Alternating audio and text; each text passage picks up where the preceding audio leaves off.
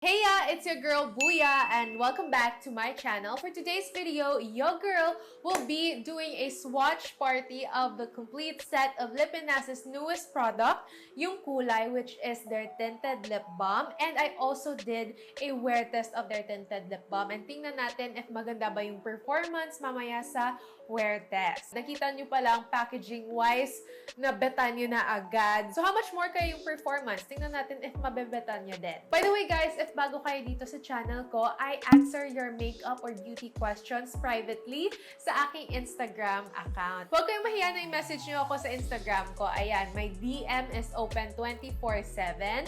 And by the way, if you want to support this channel, I would super duper appreciate it.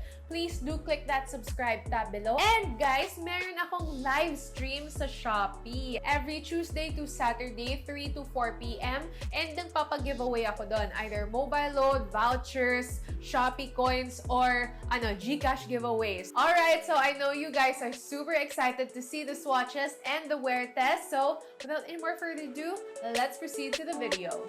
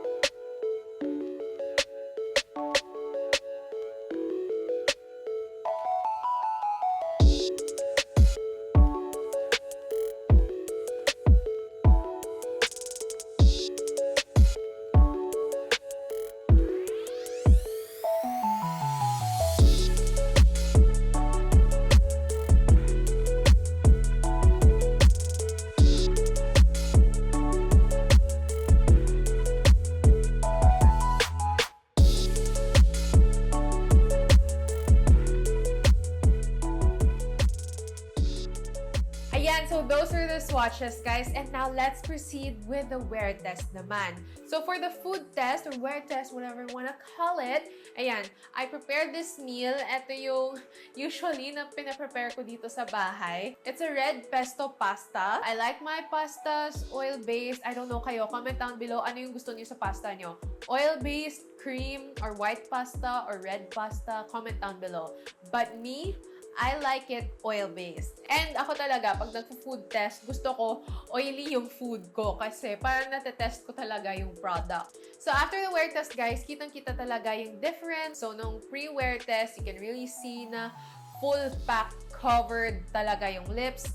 And then nung post-wear test, medyo outlined na lang yung lips with the remaining product niya. Kasi I didn't expect this product to be long-lasting. Hindi ko rin in-expect na mag-sustain yung pigment sa lips. So now let's talk about the product information and description. So again, we swatched 6 shades. Again, we swatched Milagros, Angeles, Simeona. Hindi ko alam kung paano i-pronounce to. Simeona.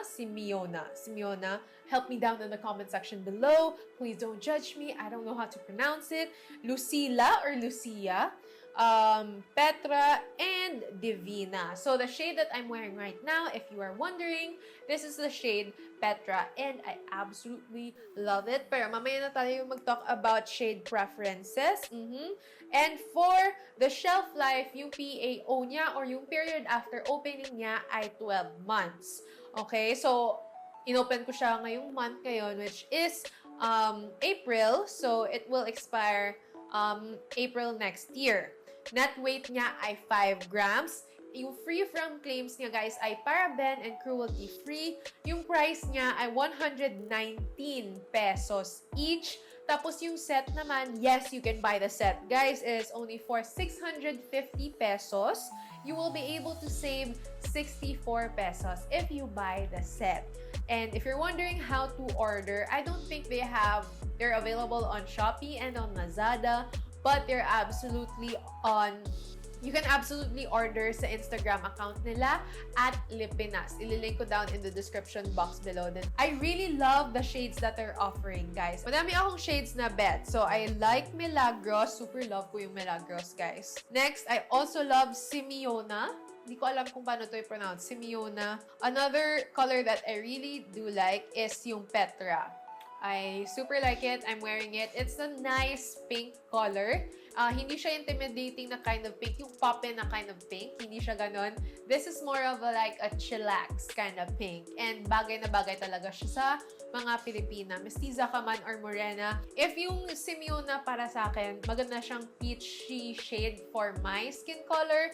Yung Lucila or Lucia naman, medyo pang ano naman siya, deep morenas na kind of peach. Yung shade niya medyo on the orangey side na. Ayan. So, if you're looking for a deeper kind of peach, yung kind of peach na hindi mawawash out sa lips nyo, then I would suggest yung shade na Lucila. And then, lastly, yung Divina naman, guys.